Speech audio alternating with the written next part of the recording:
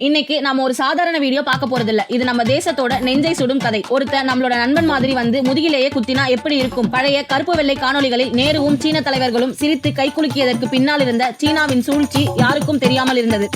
உலக அரசியல் ஒரு விளையாட்டு அல்ல, அது எதிர்காலத்துக்கான யுத்தம். உண்மையான உலக வரைபடத்தை இங்கு வெளிப்படுத்துகிறோம். Welcome to our channel the face of change. இது மாற்றத்திற்கான முகம். மாற்றம் நம்மிலிருந்து தொடங்கட்டும்.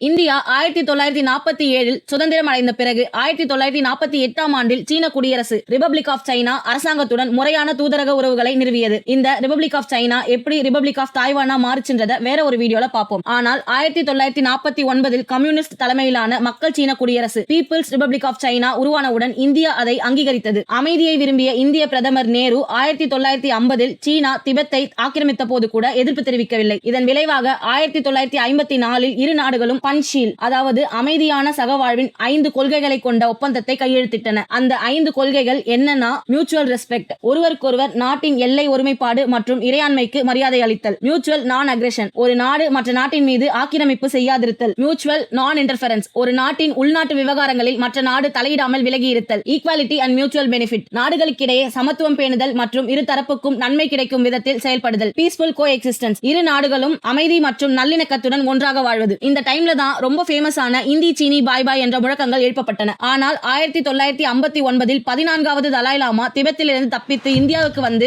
அரசியல் அடைக்கலம் கேட்டபோது இந்தியா அவருக்கு அடைக்கலம் கொடுத்தது. இதை ஏற்க மறுத்த சீனா தலாய் லாமாவை ஒப்படைக்க சொல்லி கேட்டது. இந்தியா அதை மறுத்ததால் இது எங்க உள்நாட்டு விவகாரங்களில் தலையிடுவது மாதிரின்னு சீனா குறை சொன்னாங்க. 1962 சீனா நம்ம யாரும் எதிர்பார்க்காத நேரத்தில் திடீரென தாக்கிச்சு. அப்போ இந்தியா எல்லையில ராணுவத்தையும் இன்ஃப்ராஸ்ட்ரக்சரையும் ஸ்ட்ராங்கா அமைக்கல. சீனா நம்ம நண்பன்னு நம்பி ரிலாக்ஸா இருந்தாங்க. இதையே சான்ஸா எடுத்துக்கொண்ட சீனா லடாக், அருணாச்சல் பிரதேஷ்லாம் மெதுவா படைகளை நகர்த்த ஆரம்பிச்சது. இந்தியா அதை சீரியஸா எடுத்துக்கல. 1962 அக்டோபர் மாதம் 20ஆம் தேதி சீனா முழு அளவிலான போரை தொடங்கிச்சு. ரெடியா இல்லாத இந்தியா பல இடங்களில் தோல்வியடைந்தது. அக்ஷய் சின்னையும் சீனா கைப்பற்றியது. ஒரு மாசத்துல வேலையை முடிச்ச சீனா அவர்களுக்கு தேவையான நிலத்தை பிடிச்சதால் நவம்பர் 21ஆம் தேதி தானா போர் நிறுத்தத்தை அறிவிச்சது. இந்த போர் இந்தியாவுக்கு பெரிய அவமானம். நேருவோட சீனா மீதான நம்பிக்கை உடைந்தது. அதே நேரம் இந்தியாவுக்கு ராணுவத்தை ஸ்ட்ராங்கா அமைக்கணும்ன்ற பெரிய பாடத்தையும் கத்துக் கொடுத்துச்சு. பின்னாடி 1966 இந்திரா காந்தி வந்ததுக்கு அப்புறம் தான் பாதுகாப்பு மீது இந்தியா ரொம்பவும் கவனம் செலுத்த ஆரம்பிச்சது. ராணுவ பட்ஜெட்டை அதிகரிச்சது. மாடர்னைசேஷன் வேகமாச்சு. அதன் பலன் தான் 1971 பாகிஸ்தான் போரில் கிடைத்த பெரிய வெற்றி. இன்றைக்கும் எல்ஐசி சரியா முடிவாகாததால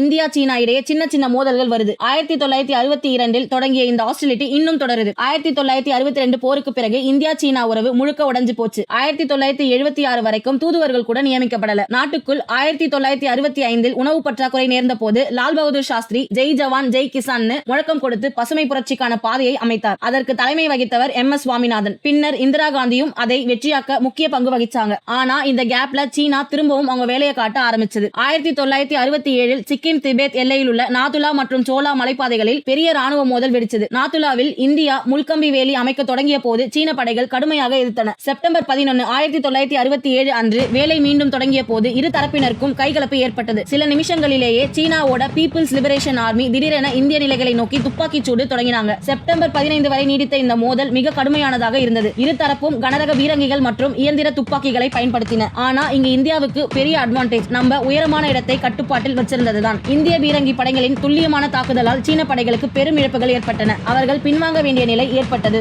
இந்த வெற்றி 1962 தோல்விக்கு பிறகு இந்திய ராணுவத்தின் போராட்ட நம்பிக்கையை மீட்டெடுத்த ஒரு பெரிய திருப்புமுனையா இருந்துச்சு. இதுல 88 இந்திய வீரர்களும் 300க்கும் மேற்பட்ட சீனாவோட வீரர்களும் உயிர் நீத்தார்கள். 1988 ராஜீவ் காந்தியின் சீன விஜயம் உறவில் பெரிய திருப்புமுனை. அதன் பிறகு 1993, 1996 மற்றும் 2005 எல்லையில் படைகளை குறைக்க, மோதலை தவிர்க்க, அமைதியை நிலைநாட்ட எல்லை ஒப்பந்தங்கள் கையெழுத்தான அதே காலகட்டத்தில் தான், அதாவது 2000களுக்கும் பிறகு இந்திய சீனா வர்த்தகம் மிகப்பெரிய அளவில் வளர்ச்சி அடைந்தது. ஆனால் இந்த வளர்ச்சிக்கு ஒரு பெரிய டவுன் சைடு இருந்தது. அதுதான் இந்தியாவின் மிகப்பெரிய வர்த்தக பற்றாக்குறை, ட்ரேட் டெபிசிட். பல அமைதி ஒப்பந்தங்கள் இருந்தும் சீனா தொடர்ந்து புதிய எல்லை உரிமைகளை கூறி சர்ச்சைகளை கிளப்பி வருகிறது. இதன் விளைவாக எல்ஐசிக்குள் சீனாவின் அத்துமீறல்கள் அதிகரித்தன. ஒரு புறம் சீனா அதிவேகமாக சாலைகள் மற்றும் ராணுவ முகாம்களை கட்ட இந்தியா பதிலளிக்க தவறியது. இந்த சூழலில் இந்தியாவிடமிருந்து சீனா அடையும் இந்த ட்ரேட் சர்ப்ளஸ் அதன் தேசிய பட்ஜெட்டையும் அந்நிய செலாவணி கையிருப்பையும் பெருக்குகிறது. இந்த நிதி உலகின் 2வது பெரிய ராணுவ செலவை கொண்ட சீனாவின் நவீனமயமாக்கலுக்கு பயன்படுத்தப்படுகிறது. குறிப்பாக இந்த நிதியை கொண்டுதான் சீனா எல்லையில் விரைவாக நகர்த்த உதவும் இரட்டை பயன்பாட்டு கட்டமைப்புகளான அதிவேக சாலைகள் மற்றும் விமான தளங்களை உருவாக்குகிறது. மேலும் அதிக லாபத்தை சைபர் தாக்குதல் மற்றும் கண்காணிப்பு போன்ற நேரடி ராணுவ பயன்பாடுகளை கொண்ட உயர் தொழில்நுட்ப தொழில்நுட்ப ஆராய்ச்சிக்கும் முதலீடு செய்கிறது. சுருக்கமாக சொன்னால் இந்த எல்லை அத்துமீறல் மற்றும் வர்த்தக பற்றாக்குறை ஆகிய கூட்டு சவால்கள் தான் இன்று இந்தியா எதிர்கொள்ளும் மிகப்பெரிய ஸ்ட்ராட்டஜிக் சேலஞ்ச் ஆகும். சீனா இந்திய பணத்தை பயன்படுத்தி இந்தியாவையே குறிவைத்தது. 2014க்கு பிறகு இந்தியா வேகமாக வளர ஆரம்பித்த நேரத்திலே சீனாவுடனான உறவு ஒரு புதிய சிக்கலான அத்தியாயத்துக்குள் நுழைந்தது. உயர்மட்ட சந்திப்புகள் நடந்தாலும் எல்லை பதற்றம் மெல்ல உயர்ந்து கொண்டே இருந்தது. இந்த ஒப்பந்தங்களின் மீதான நம்பிக்கை உடைந்தது 2 சம்பவங்களால் தான்.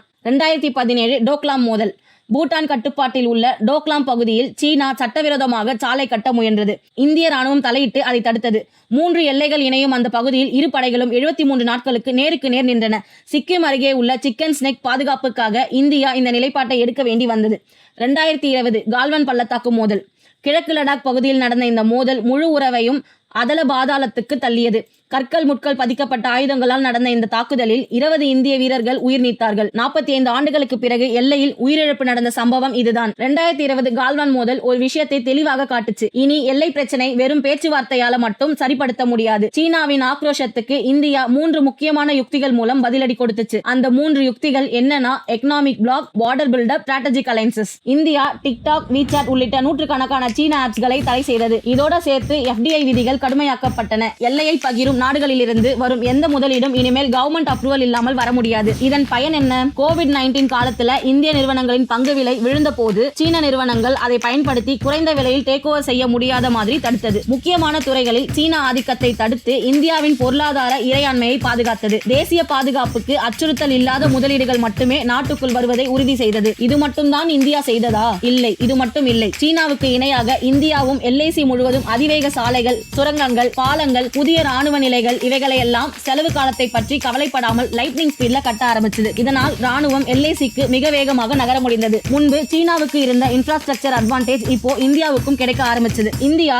அமெரிக்கா, ஜப்பான், ஆஸ்திரேலியா போன்ற நாடுகளோட சேர்ந்து குவாட் கூட்டணியில் தனது பங்களிப்பை வலுப்படுத்துச்சு. இந்த கூட்டணி இந்தோ பசிபிக் பிராந்தியத்துல சீன ஆதிக்கத்தை கட்டுப்படுத்த ஒரு ஸ்ட்ராட்டஜிக் அலைன்ஸா பார்க்கப்படுகிறது. சீனாவின் தாக்கம் வெறும் எல்லை பிரச்சனையில மட்டுமே இல்ல, அது முழு இந்தோ பசிபிக் பிராந்தியத்தையே பாதிக்குது. தென்சீன கடலில் சீனா பெரும்பகுதி நீர்ப்பரப்பை தன் சொந்தம் என கூறி செயற்கை தீவுகளை உருவாக்கி ராணுவ தளங்களை அமைக்குது. இது வியட்நாம், பிலிப்பைன்ஸ், மலேசியா போன்ற நாடுகளின் இறையாண்மைக்கு நேரடியான அச்சுறுத்தல். அதே நேரத்தில் பெல்ட் அண்ட் ரோட் இனிஷியேட்டிவ் மூலம் பல சிறிய நாடுகளுக்கு மிகப்பெரிய கடன் கொடுத்து அதை திருப்பி தர முடியாத போது முக்கிய துறைமுகங்களை நீண்டகால குத்தகைக்கு எடுத்து அவங்க மீதான செல்வாக்கை அதிகரிக்குது. இலங்கையின் அம்பந்தோட்டா துறைமுகம் அதற்கு மிகப்பெரிய உதாரணம். சீனாவின் கடற்படை உலகிலேயே மிகப்பெரியதாக வளர்ந்திருப்பதும் பிராந்திய பாதுகாப்புக்கு மற்றொரு சவால். இதை தடுக்க அமெரிக்கா, பிரிட்டன், ஆஸ்திரேலியா இணைந்து அக்கூஸ் கூட்டணியை உருவாக்கி ஆஸ்திரேலியாவுக்கு அணுசக்தி நீர்மூழ்கி கப்பல்கள் உருவாக்க உதவி செய்கின்றன. இது சீனாவின் கடற்படை ஆக்கிரமிப்புக்கு நேரடியான பதில். இந்தியாவோடு சேர்ந்து ஜப்பான், ஆஸ்திரேலியா நடத்தும் சப்ளை செயின் ரெசிலன்ஸ் இனிஷியேட்டிவ் SCRஐ சீன பொருளாதார சார்பை குறைக்க உற்பத்தி மற்றும் விநியோக பாதைகளை பல்வகைப்படுத்தும் முயற்சி. அதே போல இந்தியா,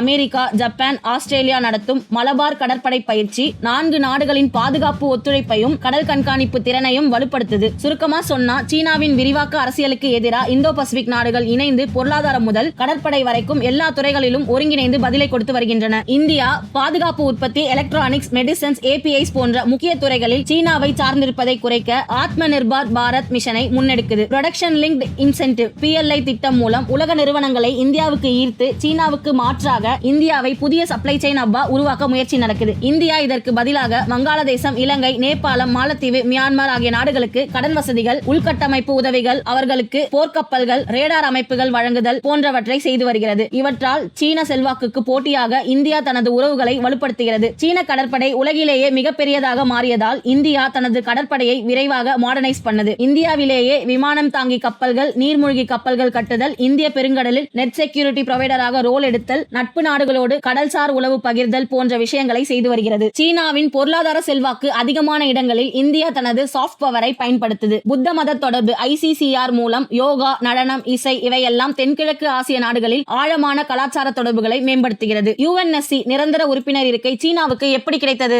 இதன் பதில் 1950களில் இல்லை, 1971 தான் உண்மையான திருப்புமுனை. 1950களில் அமெரிக்கா தாய்வானில் இருந்த ROC அரசாங்கத்தையே சீனாவின் உண்மையான பிரதிநிதி என்று ஆதரித்தது. அதனால அமெரிக்கா தனது வீட்டோ சக்தியை பயன்படுத்தி பீப்பிள்ஸ் ரிபப்ளிக் ஆஃப் சைனா PRCயை எப்போதும் தடுத்தது. ஆனால் 1970களில் ஒரு பெரிய மாற்றம் நடந்தது. குளிர்போர், அதாவது கோல்ட் வார் கால காலத்தில் சோவியத் யூனியனை சமநிலையில வைக்க சீனாவை ஒரு ஸ்ட்ராட்டஜிக் பார்ட்னராக்க வேண்டியது அமெரிக்காவுக்கு அவசியமாகிறது. 1972 அமெரிக்க அதிபர் ரிச்சர்ட் நிக்சன் சீனாவுக்கு செய்த வரலாற்று பயணம் இதற்கே அடித்தளம். அதே நேரத்தில் ஆசியா மற்றும் ஆப்பிரிக்கா நாடுகளில் பெரும்பாலோர் PRC மட்டுமே உண்மையான சீனாவின் ரெப்ரசன்டேட்டிவ் ஆக வேண்டும்னு வலியுறுத்த ஆரம்பித்தார்கள். 1960 70களில் ஆப்பிரிக்க நாடுகளின் எண்ணிக்கை அதிகரித்ததால் PRCக்கு ஆதரவான வாக்குகளும் உயர்ந்தது. இறுதியில் அக்டோபர் 25, 1971 ஐநா பொது சபையில் ரிசல்யூஷன் 2758 வாக்கெடுப்புக்கு வந்தது. 76 நாடுகள் ஆதரவு, 35 எதிர்ப்பு, 17 நடுநிலை. இந்த தீர்மானம் ஏற்றுக்கொள்ளப்பட்டதால் தாய்வானின் ROC பிரதிநிதிகள் ஐநாவிலிருந்து நீக்கப்பட்டார்கள். பீப்பிள்ஸ் ரிபப்ளிக் ஆஃப் சைனா அதிகாரப்பூர்வமாக சீனாவாக அங்கீகரிக்கப்பட்டது. PRC நேரடியாக UNSC நிரந்தர உறுப்பினர் இருக்கை பிளஸ் வீட்டோ அதிகாரம் பெற்றது. அதிலிருந்து இன்று வரை PRC தான் சீனாவை ரெப்ரசன்டேட்டிவ் பண்ணது. இந்தியா என்ன செய்தது? இந்தியா எப்போதும் கொள்கை ரீதியாக PRCயை அங்கீகரிக்க வேண்டும் என்ற நிலைப்பாட்டிலேயே இருந்தது. 1950களில் இந்தியாவுக்கு வந்த சில informal suggestions UNSC seat offer அல்ல, வெறும் அதிகாரப்பூர்வமற்ற ஆலோசனைகள் மட்டுமே. இன்று UNSC சீர்திருத்தத்துக்காக இந்தியா, ஜெர்மனி, ஜப்பான், பிரேசில் ஆகியவற்றுடன் சேர்ந்து G4 குழு உருவாக்கி நிரந்தர உறுப்பினர் பதவிக்காக ஒருங்கிணைந்து குரல் கொடுத்து வருகிறது. சீனா இந்தியாவின் UNSC நிரந்தர உறுப்பினர் பதவிக்கு நேரடியாக வீட்டோ போடுவதில்லை. அதற்கு பதிலாக ஒரு மென்மையான ஆனால் மிகவும் பயனுள்ள தந்திரத்தை பயன்படுத்துகிறது, கன்ஸ்ட்ரக்டிவ் டிலே. ஏன் சீனா இந்தியாவை எதிர்க்குது? இந்தியா நிரந்தர உறுப்பினரானால் ஆசியாவில் சீனாவின் ஆதிக்கம் பலவீனமடையும். UNSCயில் 2 பெரிய ஆசிய சக்திகள் இருப்பதை சீனா விரும்பவில்லை. சீனா, பாகிஸ்தான், ஆல் வெதர் ஃப்ரெண்ட்ஷிப் எல்லோருக்கும் தெரியும். இந்தியா UNSC நிரந்தர உறுப்பினரானால் காஷ்மீர், எல்லை பிரச்சனை, தீவிரவாதம் போன்ற விஷயங்களில் பாகிஸ்தானுக்கு எதிராக வலுவான சர்வதேச நிலைப்பாடுகளை உருவாக்கும். சீனா UNSC சீர்திருத்தம் அனைவரின் ஒருமித்த கருத்தின் அடிப்படையிலேயே நடக்க வேண்டும் என்று வாதாடுகிறது. உண்மையில் இது ஒரு தாமத போட்டி. ஒருமித்த கருத்து எட்ட முடியாது என்பதால் செயல்முறையே முடிவில்லாமல் நின்று போகிறது. UNSC சீர்திருத்தத்தை எதிர்க்கும் நாடுகள் UFC அல்லது காஃபி கிளப் என்னும் குழுவை உருவாக்கியுள்ளன. இந்த குழுவின் ஒரே நோக்கம் இந்தியா, ஜப்பான், ஜெர்மனி, பிரேசில் போன்ற G4 நாடுகள் நிரந்தர சீட் பெறுவதை தடுக்க வேண்டும். இவர்கள் சொல்லும் தீர்வு என்ன? நிரந்தர உறுப்பினர்களை அதிகரிக்காதீங்க, நிரந்தரமற்ற உறுப்பினர்களின் எண்ணிக்கையை மட்டும் உயர்த்தலாம். இதுதான் இந்தியாவுக்கு நிரந்தர சீட் வருவதில் மிகப்பெரிய தடையாக இருக்கிறது. சரி, இந்த வீடியோல நிறைய இன்ஃபர்மேட்டிவான விஷயங்களை பார்த்து இருக்கோம். ஆனா இது இன்னும் முடியல. 1949 நம்ம ROC ரிபப்ளிக் ஆஃப் சைனா, இப்போதைய Taiwan, string of pearls, CPEC, silk road மற்றும் ஒன் சைனா பாலிசி, இது பத்திலாம் இன்னும் நிறைய இன்ட்ரெஸ்டிங்கான விஷயம் இருக்கு. அதை பத்தி வரும் காலங்கள்ல அடுத்தடுத்த வீடியோவா பார்ப்போம். இந்த வீடியோ உங்களுக்கு பிடிச்சிருந்தா லைக் பண்ணி உங்க நண்பர்களோடு ஷேர் பண்ணுங்க. இந்தியா மற்றும் சைனாவோட ரிலேஷன்ஷிப்பை பத்தி நீங்க என்ன நினைக்கிறீங்கன்னு கமெண்ட்ல சொல்லுங்க. மேலும் இது போன்ற வீடியோஸ்க்கு நம்ம த ஃபேஸ் ஆஃப் சேஞ்ச் சேனலுக்கு சப்ஸ்கிரைப் பண்ணுங்க. நன்றி, வணக்கம்.